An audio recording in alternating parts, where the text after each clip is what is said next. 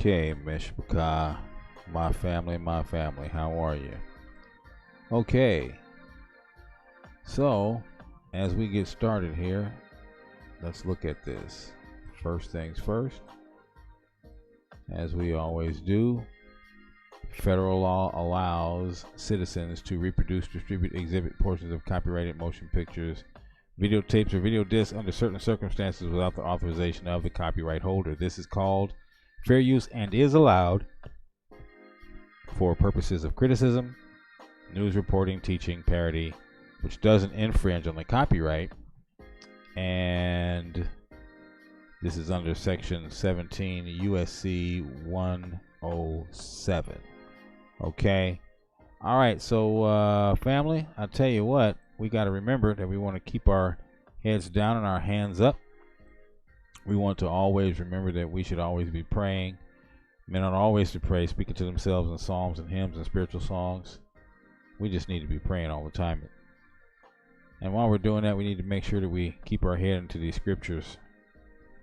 There's nothing that we can do. Our armament and our battle and our way to find out what's going on in this world, stay ahead of it all, is by reading these scriptures. It's like reading tomorrow's newspaper today. And so I just want to say thank you all. And we're going to get back into reading the War of the Jews from Flavius Josephus. And a pretty interesting read. As we start to move through this, we'll start to see some of the reasons why we as a people lost our place, and how we lost our place, how the city became got sacked, and what the conditions were going on in the city were. Let me start to bring this up so we can get ready for it. And remember, we left off in verse 5 before. And so we're going to pick up from 5 and we're going to go all the way through to the end. And if you're ready to go with me, I'll tell you what, you can. I'll put the links in down here at the bottom. So if you want to read along, you read it yourself. But I put the links in on part 1. And if you have those links from part 1, you can utilize those and read along with me as we start to do this. Otherwise, it's going to be on the screen. You can read along there. Man, this is crazy what's going on, what's happening. So let's get into it and let's see what we can come up with. Okay, so here it is right here. All right, you ready? All right, let's do this. Those therefore that were able to find the ways out of the city retired. So here's people that were, remember, they had gone up in the city and they were fighting, and the city started to crumble on them. So there were people who were running out of the city. So when they got out of the city, when they exited the city, they retired from fighting, or they got away. Okay, but now Vespasian always stayed among those that were hard set, the fighters, for he was deeply affected with seeing the ruins of the city falling upon his army, and forgot to take care of his own preservation. He went up gradually toward the highest parts of the city before he was aware, and was left in the midst of the dangers, having only a very few with him, for even his son Titus was not with him at the time, having been sent to Syria to Mucianus. However, he thought it not safe to fly or to run, nor did he esteem it a fit thing for him to do, but calling to mind the actions he had done from his youth, and recollecting his courage, as if he had been excited by a divine fury, he covered himself and those that were with him with their shields, formed a testudo over both their bodies and their armor. Remember, they did this in 300. They pulled their shields up. They even did it in Troy. Pulled their shields up and covered themselves in their bodies and made like a wall with their shields. And they bore up against their enemies these attacks, who came running down from the top of the city without showing any dread of the multitude of the men or their darts. So they weren't afraid of how many that there were. Right? Remember, Israel, had gone out before. Gideon went out with 300 men and took down a bunch. So they were not afraid to go out there and get the fight on, even with a few men. So it wasn't that they were, when they ran out here against these Romans, it says right here, they came running down from the top of the city without showing any dread at the multitude of the men or of their darts. So they weren't afraid of the stuff that was coming at them, and they weren't afraid of how many Romans there were. He endured it all. Um, this is Vespasian endured all of them coming at them until the enemy took notice of a divine courage. They realized that these Romans were not afraid that was within him and remitted of their attacks. When they pressed less zealously upon him, he retired, though without showing his back to them, till he had gotten out of the walls of the city. Now a great number of Romans fell in this battle, among whom Eubetius, the Decurion, a man who appeared not only in this engagement wherein he fell, but everywhere in the former engagements to be of the truest courage, and one that had done very great mischief to the Jews. So he was one who had put a lot of hurt on the Jews, in other words. But there was a centurion whose name was Gallus, who during this disorder, being encompassed about, he was encircled. He and 10 other soldiers privately crept into the house of a certain person, wherein he heard them talking at supper what the people intended to do against the Romans and about themselves. For both the man himself and those that were with him were Syrians.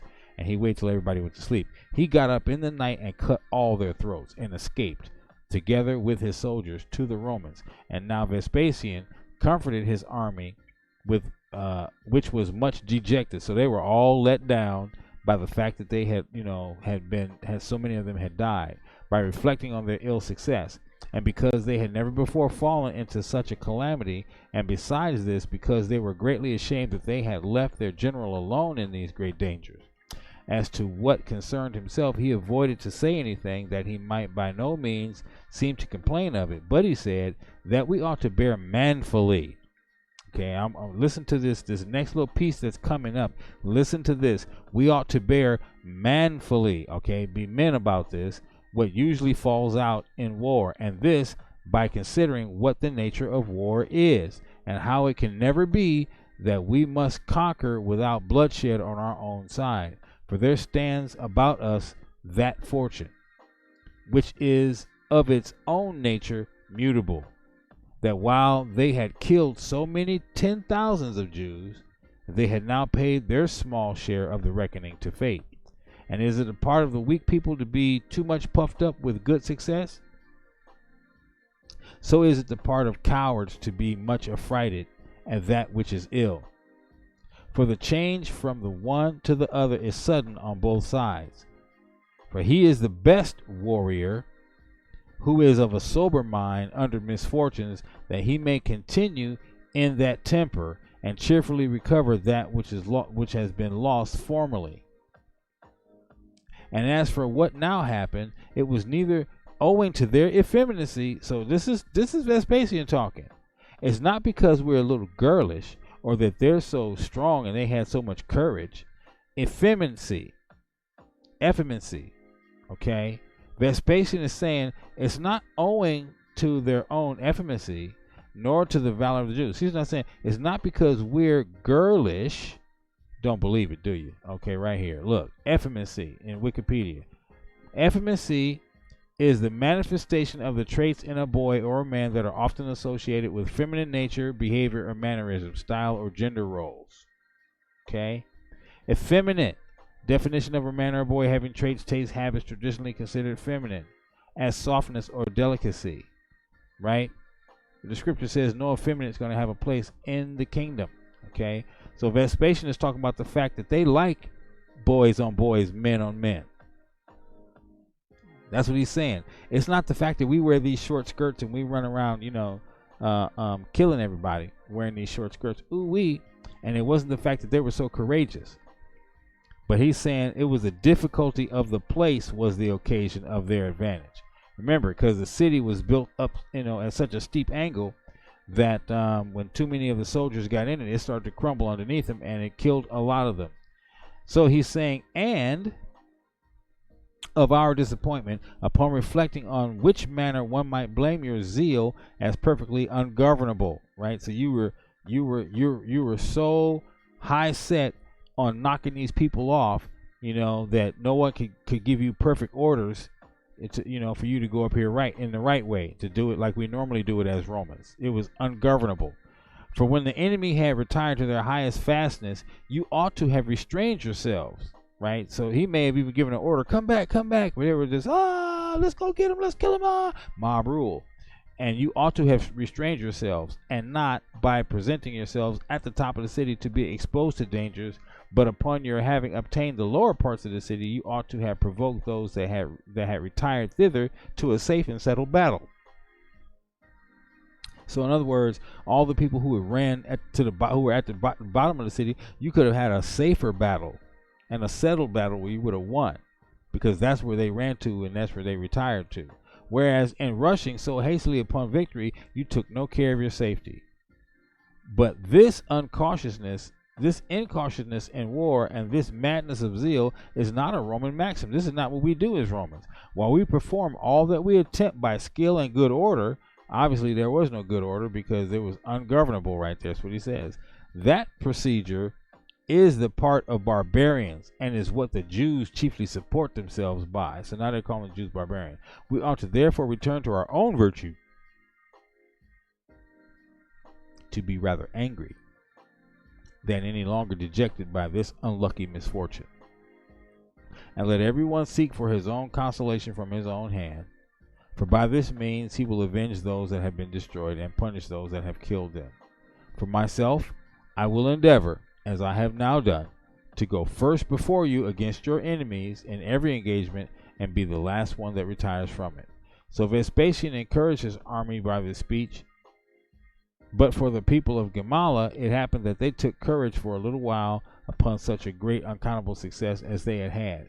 But when they considered with themselves that they now had no hopes of any terms, in other words, they could make no deals to get out. They fought, so now there was no deals. If you fight the Romans, rather than agreeing, once you start fighting, it's a fight until the victory has come or death has come.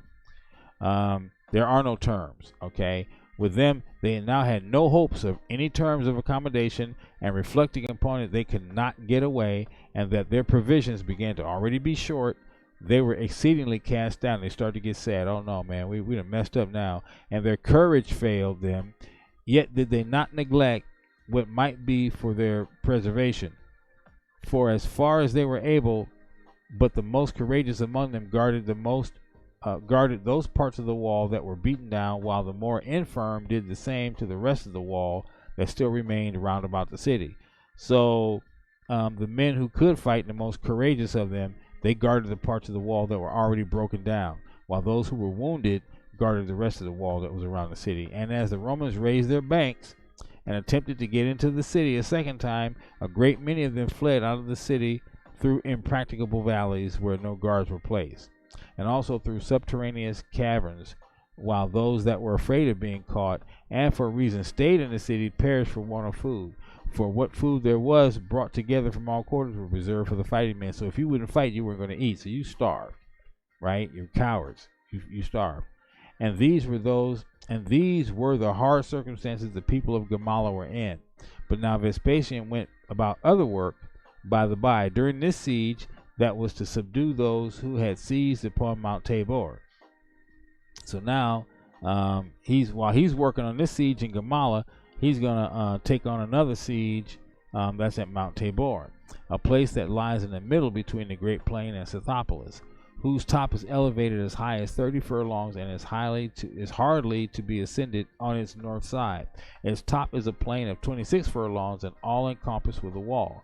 Now Josephus erected this so long a wall in 40 days' time, and furnished it with other materials and with water from below. For the inhabitants only made use of rainwater, as therefore made use of rainwater, as therefore there was a great multitude of people gotten together upon this mountain. Vespasian sent Placidus with 600 horsemen thither. Now, as it was impossible for him to ascend the mountain, he invited many of them to peace by the offer of his right hand for their security, and of his intercession for them. Accordingly they came down, but with a treacherous design, as well as he had the like treacherous design upon them on the other side. For Placidus spoke mildly to them, as aiming to take them when he got them into the plain. Get them off the mountain and get them down to a flat spot, and then I'll take them. They also came down as accompanying with his proposals, but it was in order to fall upon him when he was not aware of it. However, Placidus stratagem was too hard for theirs. In other words, he had a better plan. For when the Jews began to fight, he pretended to run away, and when they were in pursuit of the Romans, he enticed them a great way along the plain. So he got them far away from Tabor, so they couldn't run away back to Tabor and get back inside. And then he made his horsemen turn around, because horses are faster than feet. Whereupon he beat them and slew a great number of them, and cut off the retreat of the rest of the multitude. And he hindered their return. So they left Tabor and fled to Jerusalem, while the people of the country came to terms with him. So the people who weren't living on Mount Tabor, they lived in the country around it. They were able to make terms with him and say, look, we're not a part of that fight. We don't want to, we'll join Rome. We don't want to be a part of that. So they delivered up the mountain and themselves to Placidus. So they was like, look, we're not going to defend them. If you want that mountain, you can take it. And us too. So they became citizens of Rome. But of the people of Gamala, those that were of the bolder sort fled away and hid themselves, while some of the infirm perished by famine. But the men of war sustained the siege till the 22nd day of the month Hyperedes, which is Tisri, A.D. 67, when 3 soldiers of the 15th Legion, about the morning watch, got under the high tower, that was near them, and undermined it without making any noise. Nor when they either came to it, which was in the night time, nor when they were under it, did those that guarded it perceive them. So they were in there silently. These soldiers then upon their coming avoided making a noise, and when they had rolled away 5 of its strongest stones, they were sent away hastily, whereupon the tower fell down on a sudden with a very great noise. Excuse me. And its guard fell headlong with it, so that those that kept the guard at other places were under such disturbance that they ran away. The Romans also slew many of them that ventured to oppose them, among whom was Joseph, who was slain by a dart as he was running away over the part of the wall that was broken down. But as those that were in the city were greatly affrighted at the noise, they ran hither and thither, and a great consternation fell upon them, as though all the enemy had fallen in at once upon them. Then it was that Sheres, who was ill and under the physician's hands, gave up the ghost. The fear was in him greatly contributing to make his distemper fatal to him.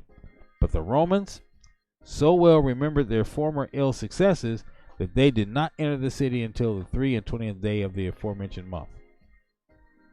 At which time Titus, who was now returned, out of the indignation he had at the destruction of the Romans had undergone while he was absent, he took 200 chosen horsemen and some footmen with him. He entered without noise into the city.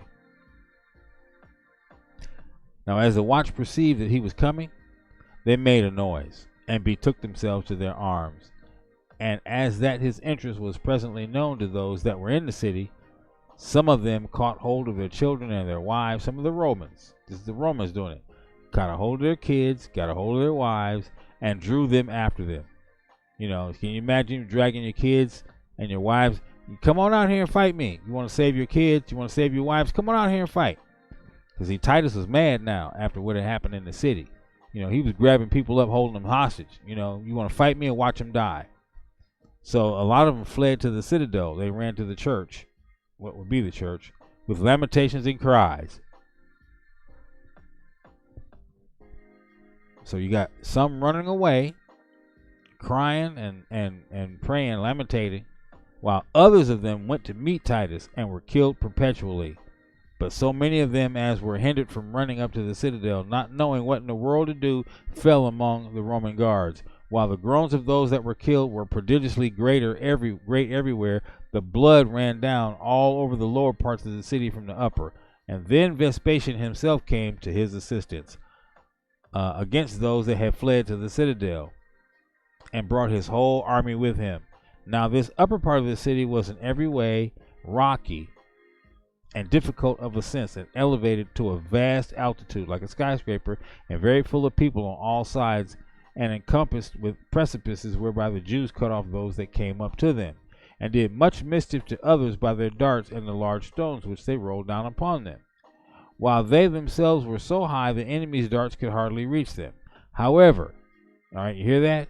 They themselves were so high that the enemy's darts, the Romans' darts, could hardly reach them. It's easier to shoot down than it is to shoot up. Now listen. However, there arose such a divine storm against them. This is against the Jews. The land is spewing them out. It was instrumental in their destruction. This carried the Romans' darts up upon them and made those which they threw return back. The wind was so strong, and you throw a dart down, and the wind is turning it around and blowing it right back to you, and drove them obliquely away from them. Nor could the Jews indeed stand upon their precipices by reason of the violence of the wind, having nothing that was stable to stand upon, nor could they see those that were ascending up upon them. So the Romans got up and surrounded them, and some of them they slew before they could even defend themselves, and others as they were delivering up themselves. And all the remembrance of those that were slain at the former entrance into the city increased their rage against them now. So now the Romans are remembering. When we were in the other city, my Romans were dying. And they were dying because you guys were killing us off and the city was crumbling on us. Now their rage is increased. And now they're really killing them. A great number also of those that were surrounded on every side and despaired of escaping. Listen, they threw their children and their wives and themselves down the precipices into the valley beneath, which near the citadel had been dug hollow to a vast depth. But so it happened that the anger of the Romans appeared not to be so extravagant as was the madness of those that were now taken. While the Romans slew but 4,000, whereas the number of those that had thrown themselves down was found to be about 5,000. Nor did anyone escape except 2 women, who were the daughters of Philip, and Philip himself was the son of a certain eminent man called Jasimus, who had been the general of King Agrippa's army, and these did therefore escape, because they lay concealed from the rage of the Romans when the city was taken. For otherwise they spared not so much as the infants. They were killing everybody, of which many were flung down by them from the citadel. Listen, infants, they spared not so much as the infants, of which many infants were flung down by them who? The Romans, from the citadel. And thus was Gamala taken on the 23rd day of the month, Hybrides, Tishri, whereas the city had first revolted on the 24th day of the month, Gorpius, which is Elul. We'll go into chapter 2, and we'll talk about the surrender of Gischala, when John himself flies or runs away from it to Jerusalem. Okay, and this is what's happening. The land is starting to spew them out now. There's nothing else they can do. They're being, we're about to get into that portion of the story where the two factions are fighting one another, and they got infighting going on while they're fighting the Romans, right? And then certain things start to happen. We just saw the Most High allow a wind to come and help the Romans destroy them in the city. Okay, at first their darts couldn't reach them, and then this wind comes up, and the wind is helping the Romans. Okay, so they're being spewed out. This is the very beginning. Before they get scattered all around the world, they first have to be destroyed, and it's hard to watch this happen to our people. But this is the other part of the story that the scriptures don't enlighten us on, or either this was taken out of the scriptures. Either way, the story is being told by Flavius Josephus about how it went down. They were very interested in our history, and so Flavius Josephus was writing the history down so they would always be there, because the Romans would use our history as a part of their conquest, and America does it now too. They keep our history from us, but they have it written down as a part of their conquest. They just don't want us to know it. And so this is the very beginning of us being expelled from the land, and now we're finding out what that is and why that is. So family, I want to thank you guys for hanging, for this little bit, and we'll pick this up and we'll continue this in the next part. Okay, and when we pick that up, then we're going to move on into it, and we'll start to see as these factions start to wear each other out and how they wear each other out. It's a terrible thing, but it is what it is. Okay, now we'll see you on the other side for the next section.